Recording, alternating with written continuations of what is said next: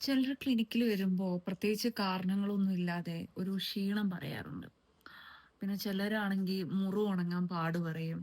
പ്രത്യേകിച്ച് കാരണങ്ങളൊന്നും ഇല്ലാതെ joint pain പറയാറുണ്ട്. ചിലർക്ക് മസിൽ പെയിൻ. എന്തെന്നില്ലാത്ത ക്ഷീണം. മജോറിറ്റി ആളുകള് അങ്ങനെ വരുന്നത്. ഞാൻ കൂടുതലും കണ്ടിട്ടുള്ളത് ക്ലിനിക്കുകളിൽ സ്ത്രീകളാണ്.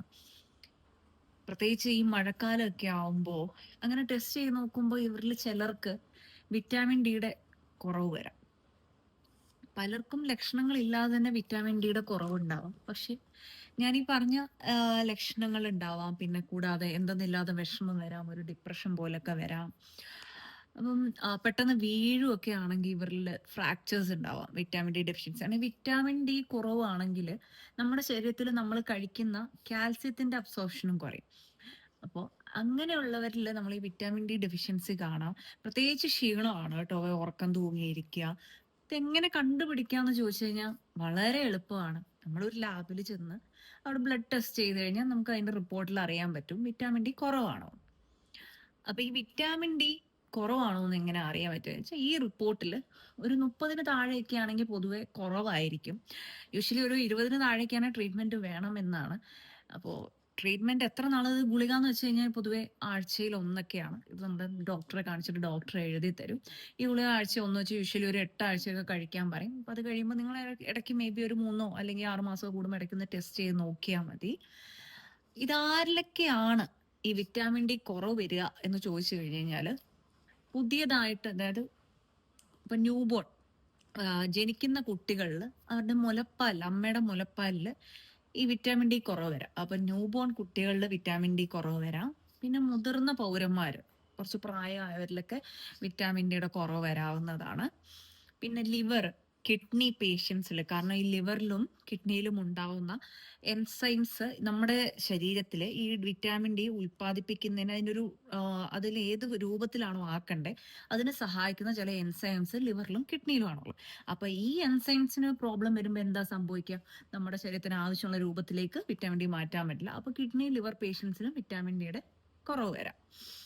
പിന്നെ ആരെല്ലാം കുറവ് വരുന്നത് വെച്ച് കഴിഞ്ഞാൽ വെയിൽ അധികം കൊള്ളാത്ത ആളുകൾ, ഈ രാവിലെ മുതൽ ഓഫീസ് ജോലി ചെയ്യുന്നവർ, ഇവരൊന്നും വെയിൽ കൊള്ളുന്നില്ലല്ലോ. അപ്പൊ ഇവരിൽ വിറ്റാമിൻ ഡിയുടെ കുറവ് വരാം.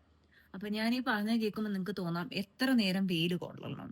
പൊതുവെ ഒരു 20 മുതൽ 30 മിനിറ്റ് വെയിൽ കൊണ്ടാൽ മതി. പക്ഷെ വെയിൽ കൊള്ളുമ്പോൾ നമ്മൾ ശരീരം മുഴുവൻ വസ്ത്രം അണിഞ്ഞിട്ടാണെങ്കിൽ നമുക്ക് വെയിൽ അധികം കിട്ടാൻ ബുദ്ധിമുട്ടായിരിക്കും.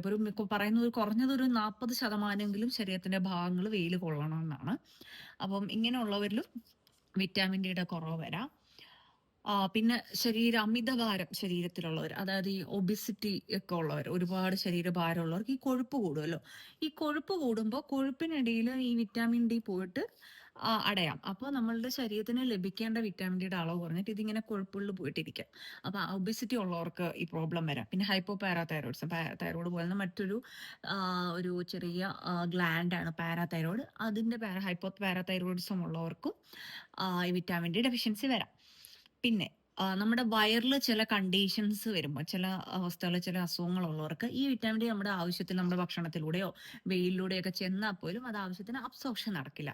അപ്പൊ അങ്ങനെയുള്ളവരിലും വിറ്റാമിൻ ഡിയുടെ കുറവ് വരാം. പിന്നെ ഈ വിറ്റാമിൻ ഡി എങ്ങനെയൊക്കെ നമുക്ക് ശരീരത്തിൽ കിട്ടാന്ന് വെച്ചാൽ, ഒന്ന് ഭക്ഷണത്തിലൂടെ കിട്ടാം.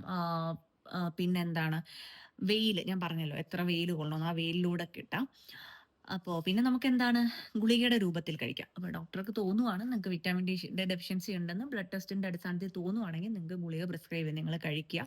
പിന്നെ ചിലർ തന്നെ ഗുളിക കഴിക്കുന്ന ഒരു പ്രവണത, അത് എത്രത്തോളം ശരിയാണെന്ന് ചോദിച്ചു കഴിഞ്ഞാൽ, കാരണം അത് വിറ്റാമിൻ ഡിയുടെ അളവ് കൂടിക്കഴിഞ്ഞു കഴിഞ്ഞാൽ നമ്മുടെ ശരീരത്തിന് കേടാണ്. അതുകൊണ്ട് ഒരിക്കലും ടെസ്റ്റ് ചെയ്യാതെ കഴിക്കരുത്. എന്നോട് 2 പേര് ആ ചോദ്യം ചോദിച്ചിരുന്നു.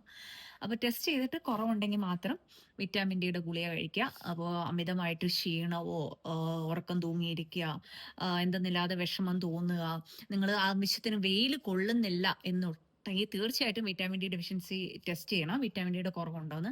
കാരണം ലോകത്ത് അത്യാവശ്യം ജനങ്ങളിൽ വിറ്റാമിൻ ഡി ഡെഫിഷ്യൻസി ഉണ്ട് എന്നാണ് പഠനങ്ങൾ പറയുന്നത്. പലപ്പോഴും നമ്മളത് അറിയാതെ പോകുന്നു, അല്ലെങ്കിൽ പലരും വിറ്റാമിൻ അല്ലെങ്കിൽ ടെസ്റ്റ് ചെയ്യാൻ വിട്ടുപോകുന്നു. പക്ഷെ ശരിക്കും നമ്മളത് ടെസ്റ്റ് ചെയ്ത് നോക്കേണ്ടതാണ്. അപ്പോൾ ആവശ്യമുണ്ടെങ്കിൽ ഗുളിക കഴിക്കുകയും വേണം. അതിന്റെ ചേഞ്ചസ് ശരിക്കും അറിയുകയും ചെയ്യും കേട്ടോ, നമ്മൾ ഈ ഗുളിക എടുത്ത് കഴിയുമ്പോഴേ. അപ്പോൾ അതുകൊണ്ട് നിങ്ങൾക്ക് അങ്ങനെ തോന്നുന്നുണ്ട്, ഈ പറഞ്ഞ ലക്ഷണങ്ങൾ ഉണ്ടെങ്കിൽ തൊട്ടടുത്തുള്ള നല്ലൊരു ലാബിൽ പോയിട്ട് ടെസ്റ്റ് ചെയ്യുക. എന്നിട്ട് ഡോക്ടറെ കണ്ടിട്ട് മാത്രം മരുന്നുകൾ കഴിക്കുക. നന്ദി.